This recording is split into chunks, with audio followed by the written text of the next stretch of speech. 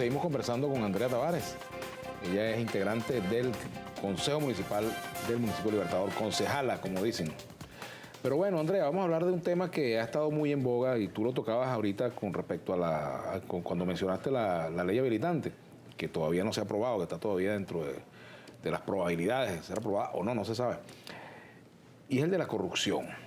Es un elemento que creo que va a estar marcando el debate político. Hemos visto en el PSUV cosas que hace tiempo no se veían. Hemos visto, por ejemplo, que ha sido detenido un alcalde en Valencia. Hay preso un exgobernador también del estado Guárico. Hay presos funcionarios de empresas de Guayana. En fin, hemos visto algunos pasos que se han dado.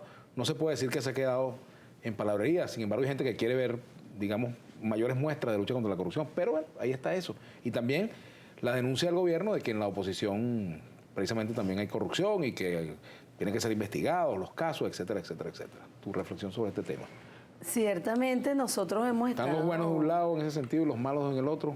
Yo creo que los malos están todos del mismo lado y los buenos del mismo lado. Lo que pasa es que ese maniqueísmo no tiene que ver con los partidos. El que es malo donde sea, y el que tiene ética donde sea. Y ahí esa es la verdadera separación. Yo hace unos meses, en conjunto con mi equipo político, debatíamos este tema de la corrupción y veíamos un poco qué propuesta le podíamos hacer al país que ayudara a abordar este tema con la mayor seriedad posible y, por supuesto, deslastrarlo un poco del tema electoral, ¿no? Había que, de alguna manera, limpiarlo un poco el tema electoral porque este es un tema, de verdad, de mucha preocupación y que afecta a todos los venezolanos por igual, independientemente de su orientación política. Y nosotros evaluamos en ese momento experiencias exitosas en otros países, no para investigar propiamente la corrupción, pero sí hechos de naturaleza muy grave, como el caso de los derechos humanos, y esas experiencias tenían que ver con la creación de comisiones de la verdad, sobre todo en este tema de la investigación de todo lo que fue la violación de derechos humanos en las dictaduras del Cono Sur. En algunos países de África se ha aplicado la experiencia y nos parece interesante que para el tema de la corrupción, que es un tema de verdad, que ha tenido a los venezolanos, no lo hemos logrado resolver y es el que ha generado, pues, ha desencadenado en Venezuela muchos acontecimientos políticos desde antes de Chávez y, por supuesto, después de Chávez. Y decíamos, mira, hay que proponer una comisión de la verdad. Una comisión de la verdad que esté conformada por hombres y mujeres de verdad, de reconocida trayectoria y... Ahora, el problema que tenemos de polarización en Venezuela hace difícil que haya un grupo de venezolanos reconocidos por los dos sectores. Eso no es tan fácil de lograr. Pero yo creo que sí se puede. Si de verdad queremos, si es verdad que nosotros tenemos la voluntad de abordar el tema de la corrupción, tiene que haber esa posibilidad de encontrarnos. Entonces, si no, esto es una gran mentira y aquí lo que se trata es de hacer una cacería de brujas.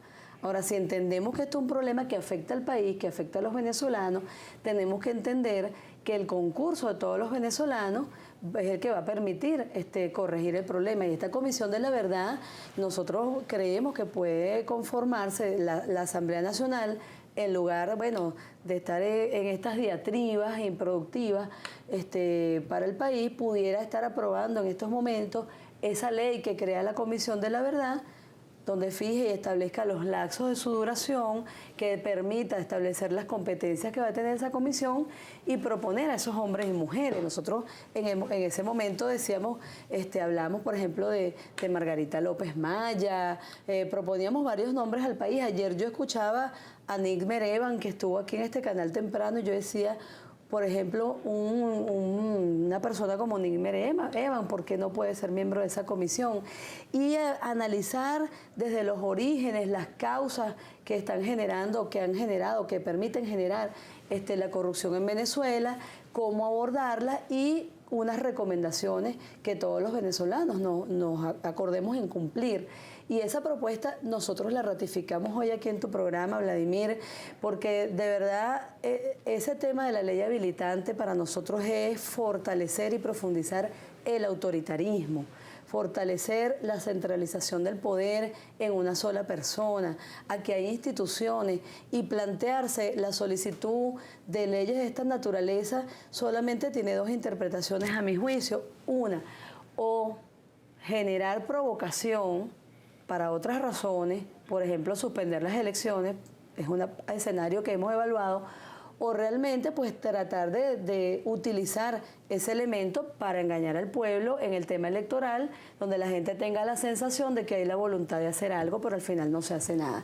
Vamos a hacer esta comisión de la verdad, integremos a los mejores hombres y mujeres de este país que tienen toda la voluntad de participar, investiguemos este tema en profundidad y propongamos soluciones. ¿No será que en ambos sectores hay quienes no quieren que esto se construya? Porque es muy difícil. Bueno, claro, imagínate tú. Porque eso sería un poco el desmontaje de esa dinámica. Lo que tú me estás diciendo es que a estas alturas nosotros no hayamos nombrado al Contralor o Contralora de la República.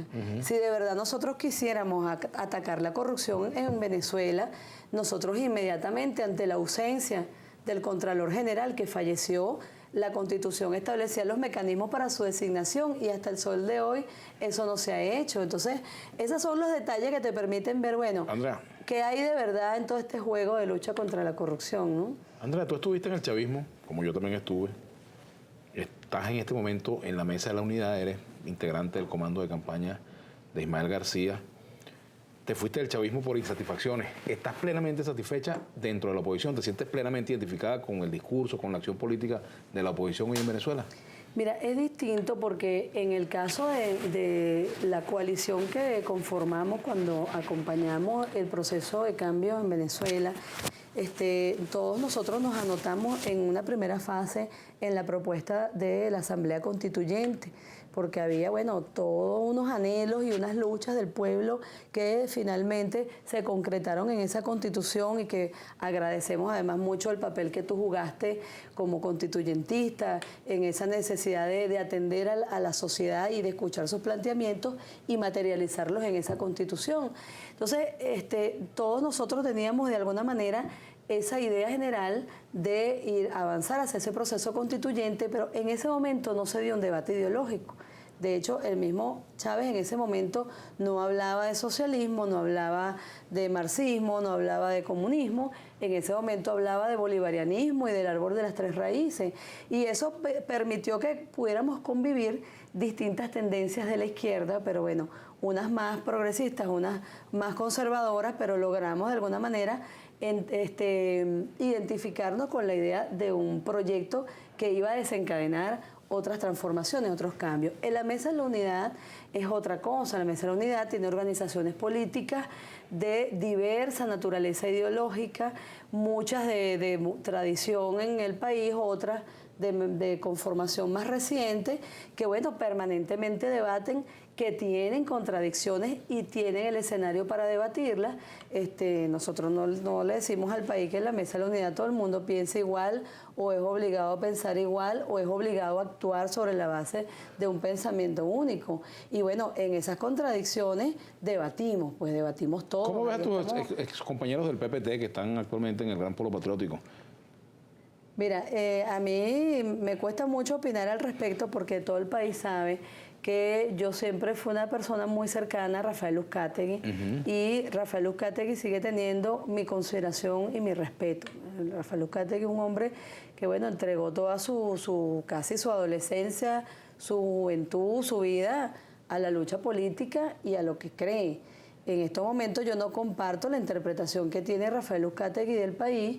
No comparto pues incluso la forma pues en que se negoció para apropiarse de una organización política que construimos todos, pero eso no significa que yo vaya ahora a tratar con irrespeto a Rafael y que incluso en el momento que sea necesario tengamos que debatir para avanzar en los grandes temas del país, yo lo voy a hacer porque creo que Rafael tiene ideas muy interesantes que son producto del debate, como hay otras que no las comparto.